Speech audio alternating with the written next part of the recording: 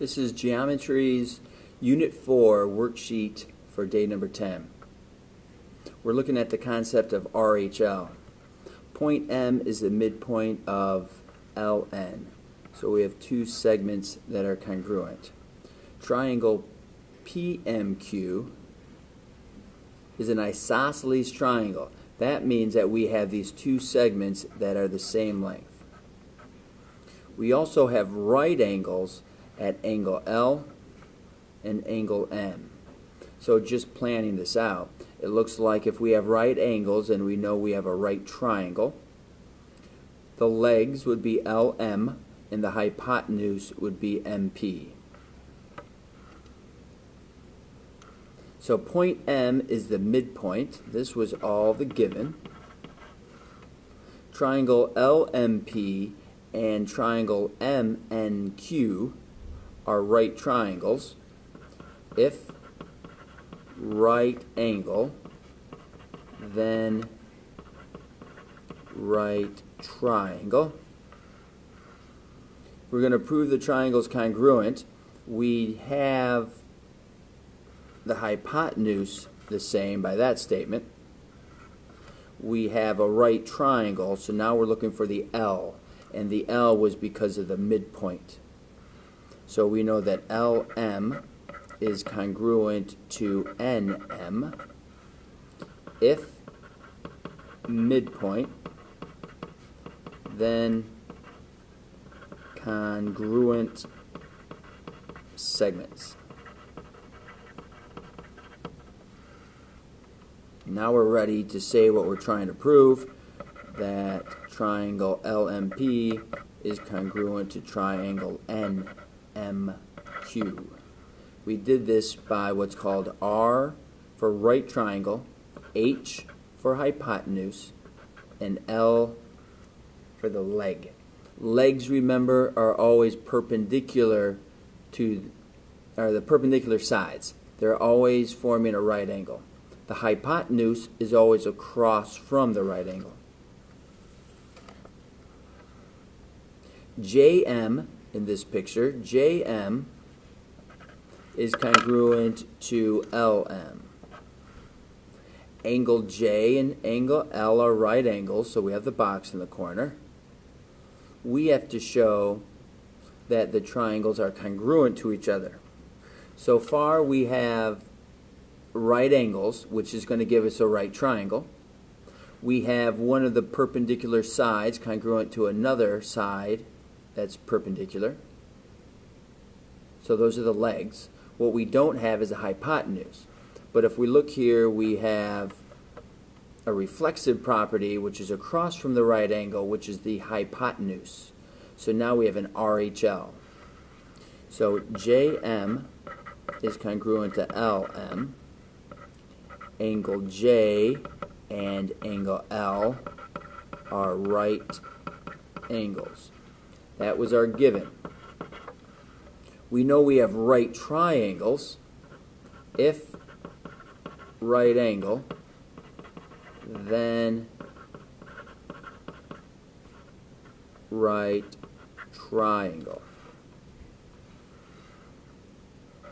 KM is congruent to KM. Notice that that side hasn't been talked about in our proof yet. We've talked about the givens. We've talked about how we turned into a right triangle because we had a right angle. Now we have to talk about the hypotenuses being the same. That's the reflexive property of congruence. So we've talked about the L, which is the legs, JM and LM. We've talked about the right triangles, and we've talked about the hypotenuse. So that would be R, H, and L. We just didn't prove it in the exact order of RHL, but as long as those different topics are being hit, then we can say that JKM is congruent to triangle LKM by RHL. And actually, it'd be great if you would say congruence. So up here, I'm going to remember to write down congruence. looking at my proof, I did the hypotenuse, I did the right triangle, and this was the leg.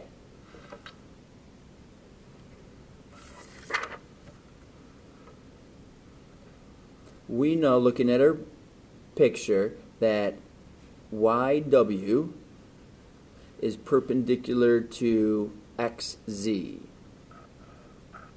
It forms a right angle. XY is the same length as YZ. We need to prove the two triangles are congruent to each other. Well, we'll start out with a given. YW is perpendicular to XZ, and XY is congruent to ZY.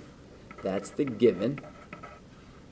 Remember, if you have perpendicular, then we're going to have angle XWY, comma, angle ZWY are right angles if perpendicular segments, then right angles. Since we have right angles, I now know we have right triangles. If right angles, then right triangles. So this is our R for right triangle. XY, those are the hypotenuse, because that's across from the right angle. What's the part we need to talk about next? WY is congruent to WY. It's the reflexive POC, and that's going to help us identify that triangle XYW is congruent to triangle ZYW. That was our L. So our R, the H, and then the L. RHL congruence. Start with your given, look it up in the picture, mark up your picture, and then start to write out your information. One thing that we know for sure here is if a point is on the perpendicular bisector of a segment, then it is equidistant to the endpoints of that segment. So notice how B is on a line that is perpendicular and cut AC in half. So I know that the distance from B to A and B to C have to be the same.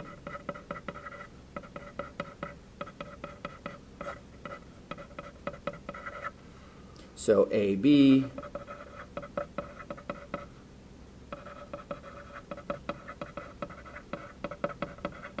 is 15. Here we know that A is on a segment that is perpendicular to BC. D cuts it in half. So it's on what's called the perpendicular bisector. So I know that AC is the same as AB.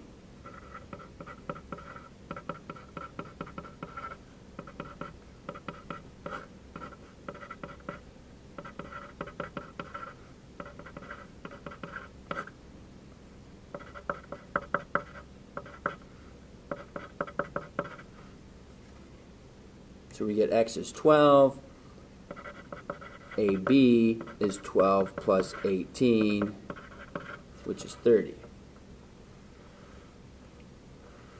Okay, last one, number 6. A little bit more complicated looking here. we see that E is on a perpendicular bisector. A is also on a line that is perpendicular, and it's cutting this BC in half. We know that because of the tick marks. So it's on the perpendicular bisector. Any point on that perpendicular bisector is equal distant from that same location. So AC is the same as AB. So 9x plus 1 is going to equal 7x plus 13.